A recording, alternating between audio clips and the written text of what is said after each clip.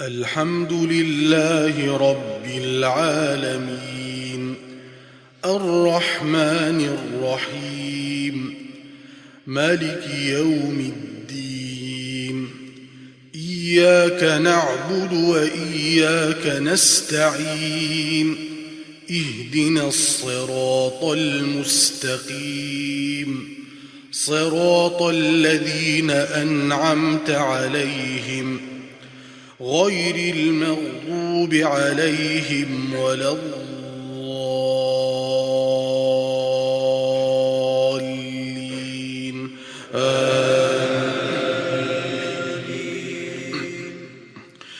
إذ تصعدون ولا تلوون على أحد والرسول يدعوكم في أخراكم فأثابكم غما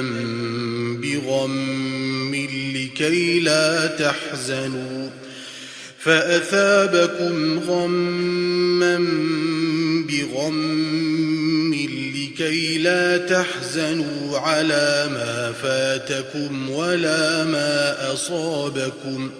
والله خبير بما تعملون ثم أنزل عليكم من بعد الغم أمنة نعاسا يغشى طائفة منكم وطائفة قد أهمتهم أنفسهم يظنون بالله غير الحق ظن الجاهلية يقولون هل لنا من الأمر من شيء قل إن الأمر كله لله يخفون في أنفسهم ما لا يبدون لك يقولون لو كان لنا من الأمر شيء ما قتلنا هاهنا قل لو كنتم في بيوتكم لبرز الذين كتب عليهم القتل إلى مضاجعهم وليبتلي الله ما في صدوركم وليمحص ما في قلوبكم والله عليم بذات الصدور إن الذين تولوا منكم يوم التقى الجمعان إنما استزلهم الشيطان ببعض ما كسبوا ولقد عفى الله عنهم إن الله غفور حليم يا أيها الذين آمنوا لا تكونوا كالذين كفروا وقالوا لإخوانهم إذا ضربوا في الأرض أو كانوا غزا لو كانوا عندنا ما ماتوا وما قتلوا ليجعل الله ذلك حسرة في قلوبهم والله يحيي ويميت والله بما تعملون بصير ولئن قتلتم في سبيل الله أو متم لمغفرة من الله ورحمة خير مما تجمعون ولئن متم أو قتلتم لإلى الله تحشرون فبما رحمة من الله لنت لهم ولو كنت فظا غليظ القلب لانفضوا من حولك فاعف عنهم واستغفر لهم وشاورهم في الأمر فإذا عزمت فتوكل على الله إن الله يحب المتوكلين إن ينصركم الله فلا غالب لكم وإن يخذلكم فمن ذا الذي ينصركم من بعده وعلى الله فليتوكل المؤمنون وما كان لنبي أن يغل ومن يغل يات بما غل يوم القيامة ثم توفى كل نفس ما كسبت وهم لا يظلمون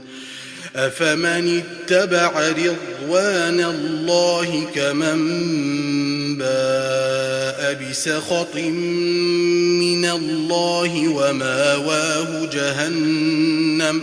وبئس المصير هم درجات عند الله والله بصير بما يعملون لقد من الله على المؤمنين إذ بعث فيهم رسولا من أنفسهم يتلو عليهم آياته ويزكيهم ويعلمهم الكتاب والحكمة وإن كانوا من قبل لفي ضلال مبين أولما أصابتكم مصيبة قد أصبتم مثليها قلتم أنى هذا قل هو من عند أنفسكم إن الله بما يعملون خبير وما أصابكم يوم التقى الجمعان فبإذن الله وليعلم الذين نافقوا وقيل لهم تعالوا قاتلوا في سبيل الله أو ادفعوا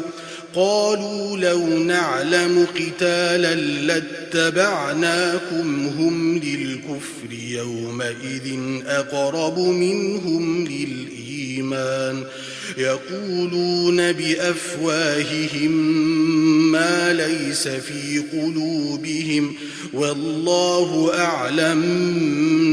بما يكتمون الذين قالوا لإخوانهم وقعدوا لو أطاعونا ما قتلوا قل فادرءوا عن أنفسكم الموت إن كنتم صادقين ولا تحسبن الذين قتلوا في سبيل الله أمواتا بل أحياء عند ربهم يرزقون فرحين بما آتاهم الله من فضله ويستبشرون بالذين لم يلحقوا بهم من خلفهم ألا خوف عليهم ولا هم يحزنون يستبشرون بنعمة من الله وفضل وأن الله لا يضيع أجر المؤمنين الذين استجابوا لله والرسول من بعد ما أصابهم القرح للذين أحسنوا منهم واتقوا أجر عظيم الذين قال لهم الناس إن الناس قد جمعوا لكم فاخشوهم فزادهم إيمانا وقالوا حسبنا الله ونعم الوكيل. فانقلبوا بنعمة من الله وفضل لم يمسسهم سوء واتبعوا رضوان الله والله ذو فضل عظيم. إنما ذلكم الشيطان يخوف أولياءه فلا تخافوهم وخافوني إن كنتم مؤمنين. ولا يحزنك الذين يسارعون في الكفر إنهم لن يضروا الله شيئا يريد الله ألا يجعل لهم حظا في الآخرة ولهم عذاب عظيم. إن الذين اشتروا الكفر بالإيمان لن يضروا الله شيئا ولهم عذاب أليم.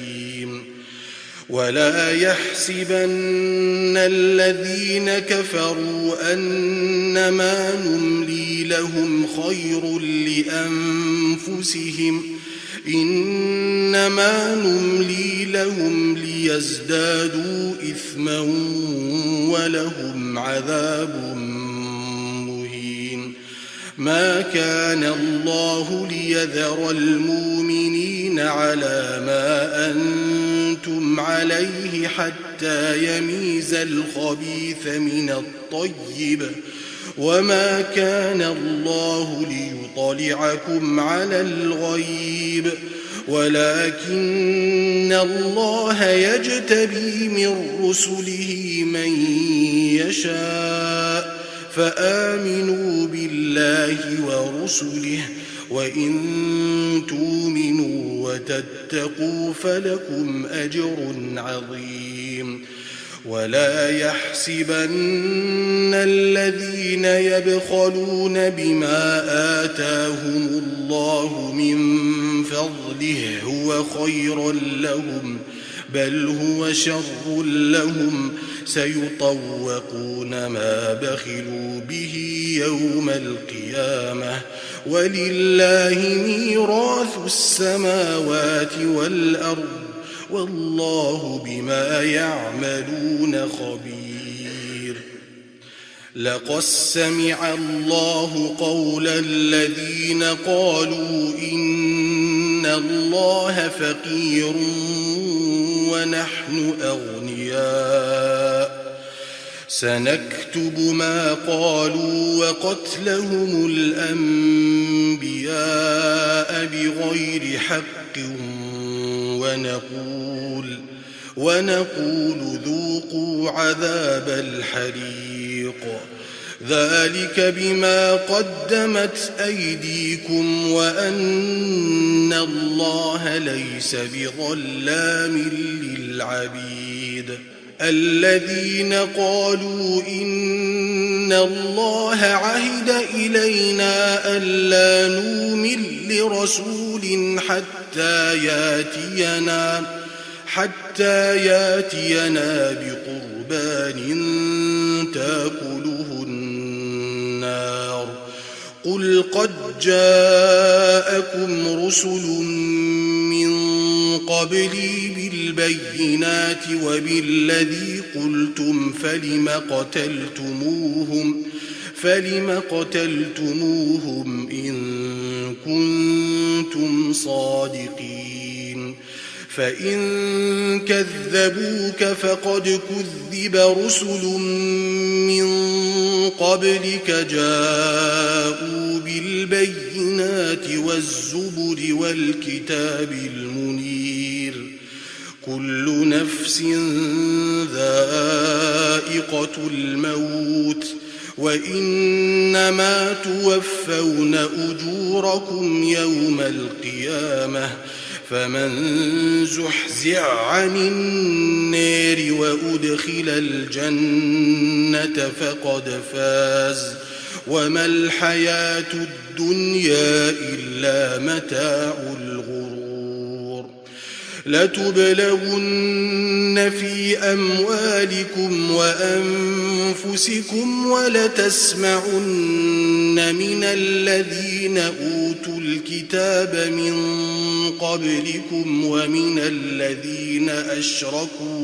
ولتسمعن من الذين أوتوا الكتاب من قبلكم ومن الذين أشركوا أذى كثيرا وإن تصبروا وتتقوا فإن ذلك من عزم الأمور وإذ أخذ الله ميثاق الذين أوتوا الكتاب ليبيننه للناس ولا يكتمونه فنبذوه وراء ظهورهم واشتروا به ثمنا قليلا فبئس ما يشترون لا يحسبن الذين يفرحون بما أتوا ويحبون أن يحمدوا بما لم يفعلوا فلا يحسبنهم بمفازة من العذاب ولهم عذاب أليم ولله ملك السماوات والأرض والله على كل شيء قدير إن في خلق السماوات والأرض واختلاف الليل والنهار لآيات لأولي الألباب الذين يذكرون الله قياما وقعودا وعلى جنوبهم ويتفكرون في خلق السماوات والأرض ربنا ما خلقت هذا باطلا سبحانك فقنا عذاب النار ربنا إنك من تدخل النار فقد أخزيته وما للظالمين من أنصير ربنا إننا سمعنا مناديا ينادي للإيمان أن آمنوا بربكم فآمنا ربنا فاغفر لنا ذنوبنا وكفر عنا سيئاتنا وتوفنا مع الأبرار ربنا وآتنا ما وعدتنا على رسلك ولا تخزنا يوم القيامة إنك لا تخلف الميعاد فاستجاب لهم ربهم أني لا أضيع عمل عامل منكم من ذكر أو أنثى بعضكم من بعض فالذين هاجروا وأخرجوا من ديارهم وأوذوا في سبيلي وقاتلوا وقتلوا لأكفرن عنهم سيئاتهم ولأدخلنهم جنات تجري من تحتها الأنهار ثوابا من عند الله والله عنده حسن الثواب لا يغرنك تقلب الذين كفروا في البلاد متاع قليل ثم ماواهم جهنم وبئس المهاد لكن الذين اتقوا ربهم لهم جنات تجري من تحتها الأنهار خالدين فيها نزلا من عند الله وما عند الله خير للأبرار وإن من أهل الكتاب لمن يؤمن بالله وما أنزل إليكم وما أنزل إليهم خاشعين لله لا يشترون بآيات الله ثمنا قليلا أولئك لهم أجرهم عند ربهم إن الله سريع الحساب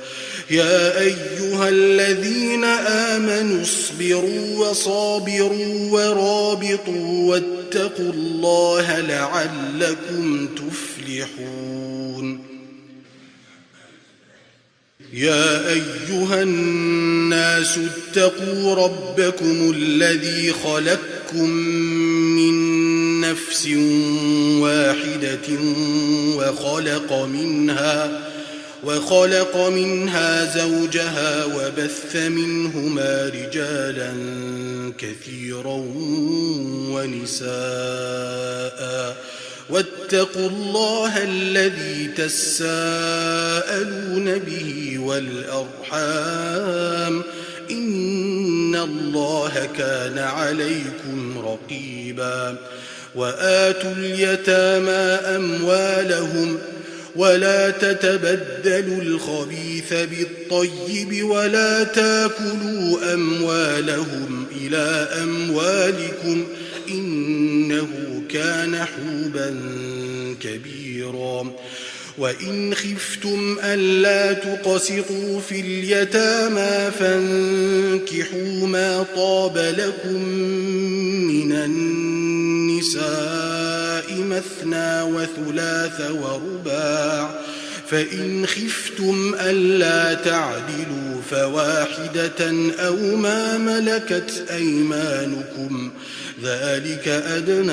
ألا تعولوا وآتوا النساء صدقاتهن نحلة فإن طبن لكم عن شيء منه نفسا فكلوه هنيئا مريئا ولا توتوا السفهاء أموالكم التي جعل الله لكم قياما وارزقوهم فيها واكسوهم وقولوا لهم قولا معروفا وابتلوا اليتامى حتى إذا بلغوا النكاح فإن آنستم منهم رشدا فادفعوا إليهم أموالهم ولا تاكلوها إسرافا وبدارا أن يكبروا ومن كان غنيا فليستعفف ومن كان فقيرا فليأكل بالمعروف فإذا دفعتم إليهم أموالهم فأشهدوا عليهم وكفى بالله حسيبا للرجال نصيب مما ترك الوالدان والأقربون وللنساء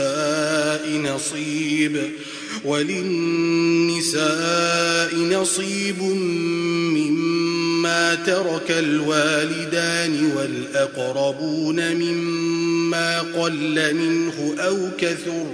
نصيبا مفروضا وإذا حضر القسمة أولو القربى واليتامى والمساكين فارزقوهم منه وقولوا لهم قولا معروفا وليخشى الذين لو تركوا من خلفهم ذرية ضعافا خافوا عليهم فليتقوا الله وليقولوا قولا سديدا إن الذين يأكلون أموال اليتامى ظلما إنما يأكلون في بطونهم نارا وسيصلون سعيرا يوصيكم الله في أولادكم للذكر مثل حظ الأنثيين فإن كن نساء فوق 2 فلهن ثلثا ما ترك وإن كانت واحدة فلها النصف ولأبويه لكل واحد منهما السدس مما ترك إن كان له ولد فإن لم يكن له ولد وورثه أبواه فلأمه الثلث فإن كان له إخوة فلأمه السدس من بعد وصية يوصي بها أو دين آباؤكم وأبناؤكم